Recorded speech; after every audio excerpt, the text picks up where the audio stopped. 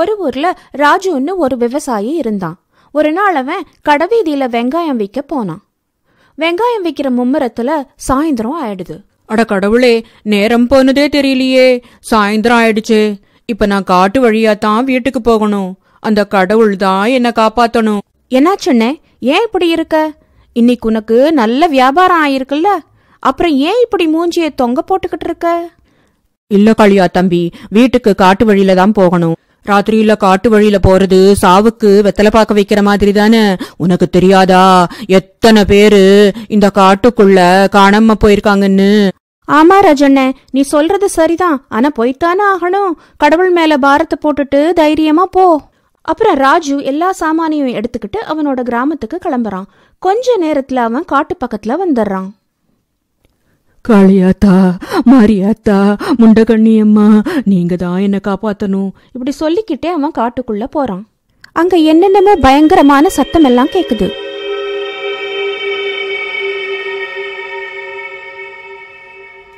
ராஜு பயந்துகிட்டே நிக்காம போறான். கொஞ்ச நேரத்துல குகைக்குள்ள இருந்த ஒரு சூனியக்காரிக்கு அவன் வர்றது தெரிஞ்சிருது. ஏதோ ஒரு ஆடு தானா வாட்டிக்கு வருது. ரொம்ப நாளா மனுஷங்க மானசமே சாப்பிடல. இன்னைக்கு செம வேட்டதான். அவகிட்ட எதா வேணா மாறுற சக்தி இருந்ததுனால அவ ஒரு பெரிய குரங்கா மாறிடுறா. அப்புறம் குகைக்கு வெளியே மறைஞ்சு ராஜுக்காக காத்துக்கிட்டு இருக்கா. கொஞ்ச நேரத்துல ராஜு அங்க வர்றான். அங்க அந்த பெரிய குரங்க பார்த்ததும் அவனுக்கு கையும் ஓடல காலும் ஓடல. குரங்கண்ணே, தயவு செஞ்சு எனக்கு வழிய விட்டுருங்க. பாத்துக்கிட்டு இருக்கும் போதே அந்த குரங்கோட கண்ணெல்லாம் சிவப்பா ஆயிடுது. ராஜுக்கு பயம் பிடிச்சுக்குது. அப்புறம் அந்த குரங்கு ராஜுவ அந்த குகைக்குள்ள இழுத்துக்கிட்டு போய் கொஞ்சம் கொஞ்சமா தின்னுடுது. மறுநாள் இந்த விஷயம் கிராமம் பூரா பரவிடுது. ராஜுவோட பொண்டாட்டி இத கேட்டு தாங்க முடியாம அழுது புலம்புறா. காளியாண்ணே, என் ராஜு எங்க போனா? நேத்து உங்க கூட தானே வெங்காயம் விக்கிறதுக்கு வந்தான். இப்ப என்ன இப்படி தனியா விட்டுட்டு போயிட்டானே. ராஜு. கொஞ்ச நேரத்துல பஞ்சாயத்து கூடுது. தலைவரே, இன்னும் எத்தனை நாளைக்கு இந்த மாதிரி கிராமவாசிங்க காணாம போய்கிட்டே இருப்பாங்க? ராத்திரி விடுங்க, இப்பெல்லாம் பகல்லையே காணாம போறாங்க. இதுக்கு நாம தான் ஒரு வழி பண்ணியாகணும். சரியா சொல்ற தம்பி. நாம இந்த பிரச்சனையோட வேர் வரைக்கும் போய் சரி பண்ணணும். அதுக்கு நம்மள ஒருத்தர் தைரியமா காட்டுக்குள்ள போய் மறைஞ்சிருந்து இதை யாரு பண்ணாங்க, அவங்க எங்க இருக்காங்கன்னு கண்டுபிடிக்கணும். தலைவரே, யார் இதை செய்வா? யார் உயிரை பணையும் வச்சு அந்த காட்டுக்குள்ள போவாங்க? நான் போறேன். இந்த காடு என் வீட்டுக்காரனை கொன்னுடுச்சு. இனிமே இந்த கிராமத்துல என்ன மாதிரி யாரும் விதவையாக கூடாது. நான் உங்களுக்கு உதவி பண்றேன் தலைவரே. அப்ப அங்க நின்னுகிட்டு இருந்த பூஜா, தலைவரே, நானும் ராணியோட போறேன். இந்த காடு என் புருஷனையும் முழுங்கிடுச்சு. அதனால இதுல நானும் உங்களுக்கு உதவி பண்றேன். அப்போ சரி, நீங்க 2 பேரும் போங்க. நீங்க எங்க இருக்க போறீங்கன்னு சொல்லுங்க, மிச்சத்தை நாளைக்கு பேசிக்கலாம். அப்புறம் அவங்க 2 பேரும் காட்டுக்குள்ள போறாங்க. கொஞ்ச நேரத்துல சூனியக்காரியோட குகைக்கு பக்கத்துல வந்துடுறாங்க. சூனியக்காரிக்கு அவங்க வர்றது தெரிஞ்சிடுது. அட, ஏதோ நல்ல வேட்டை வருது போல இருக்கே. இன்னைக்கு நான் வயிறார சாப்பிட போறேன். அப்புறம் அந்த சூனியக்காரி பழையபடி குரங்கா மாறி குகைக்கு வெளியே மறைஞ்சு நின்னுக்கிறா. கொஞ்ச நேரத்துல ராணியும் பூஜாவும் அங்க வந்து அந்த குரங்க பாக்குறாங்க. அக்கா, எனக்கு என்னமோ இதுதான் எல்லாரையும் சாப்பிடுதோன்னு தோணுது. ஆமா பூஜா, எனக்கும் அப்படிதான் தோணுது. இதோட சிவப்பு கண்ணு, கூர்மையான பல்லு, அப்புறம் அசிங்கமான மூஞ்சிய பாரு. அப்ப அந்த குரங்கு உரும ஆரம்பிக்குது. வா பூஜா, முதல்ல இங்க இருந்து ஓடிரலாம். அப்புறம் அவங்க 2 பேரும் ஓட ஆரம்பிக்கிறாங்க. ஆனா அந்த குரங்கு பூஜாவை பல்லால கவ்வி இழுத்துக்கிட்டு வந்து குகைக்குள்ள தூக்கிட்டு வந்துருது.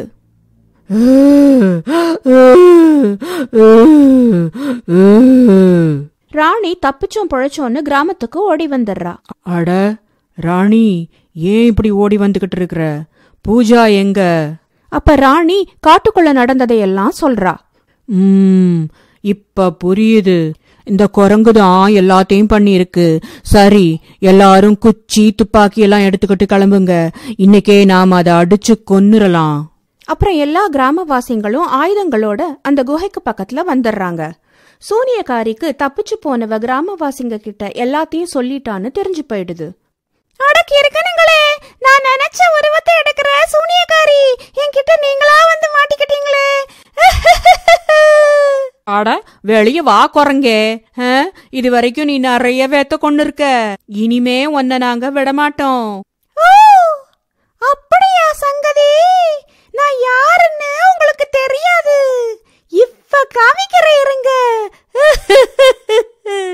அப்புறம் அவ பாம்பா மாறி வெளியே போறா. தலைவரே, பாம்பு, இந்த பாம்பு ஒரு மாறி இருக்கே. ஆமா, ஆனா நாம தேடிக்கிட்டு வந்தது அந்த நாசமா போன குரங்கத்தானே. இது நம்மள என்ன பண்ணுச்சு? இத விட்டுருங்க. அப்புறம் பாம்பு ஒரு புதருக்குள்ள போயிடுது.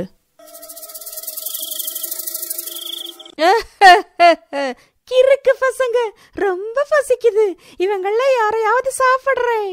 அது அதோட வாலை நீட்டி அங்க இருந்த ஒருத்தனை சுருட்டி இழுக்குது.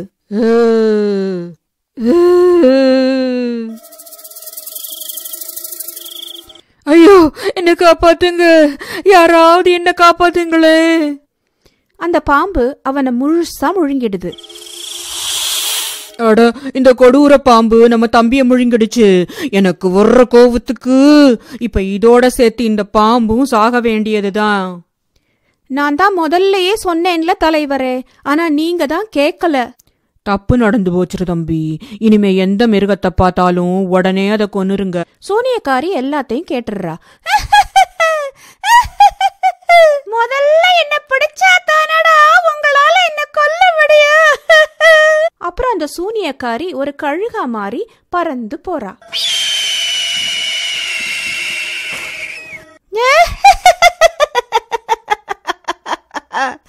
இங்க வரைக்கும் எப்படி வருவானுங்க இவனுங்க? என்ன பிடிக்க போறானுங்களாமா? இவனுங்களை இப்பவே ஒரு வழி பண்றேன். அது மெதுவா அவங்க இருக்கிற இடத்துக்கு மேல பறந்து வந்து தன்னோட காலால ஒரு ஆளை கவ்வி தூக்கிக்கிட்டு போயிடுது. எல்லா கிராமவாசிகளுக்கும் அதிர்ச்சி ஆயிடுது. ஐயோ, வாங்க, முதல்ல இங்க இருந்து தப்பிச்சு ஓடிடலாம். இங்க எல்லா மிருகங்களும் பறவைங்களும் மனுஷங்களை கொல்லும் போல இருக்கு. இனிமே இங்க இருந்தா நாமளும் செத்து போயிருவோம். நமக்காக இப்ப செத்தவங்களுக்கு நாம செய்யற அவமானம். நாம இதுக்கு ஏதாவது பண்ணித்தான் ஆகணும். இங்க என்னமோ தப்பா இருக்கு. தலைவரே, நான் உன்னை கவனிச்சேன்.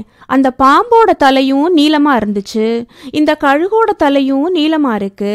ராணி சொன்னா அந்த குரங்கோட தலையும் நீளமா தான் இருந்ததுன்னு.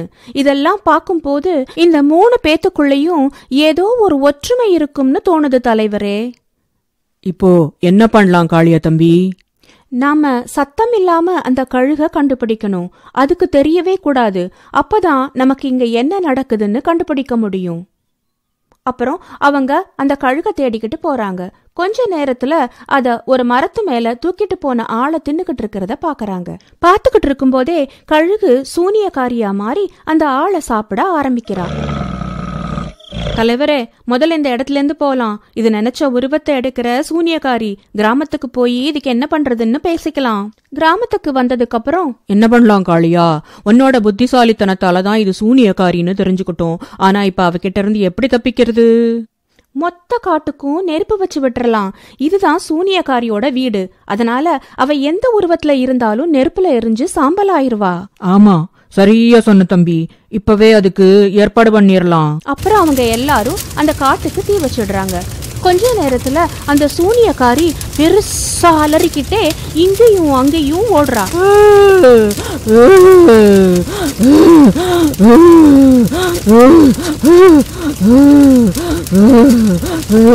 என்னையோட கொல்றீங்க? நான் உங்களை சும்மாவே விட மாட்டேன். யாரையும் விடவே மாட்டேன்.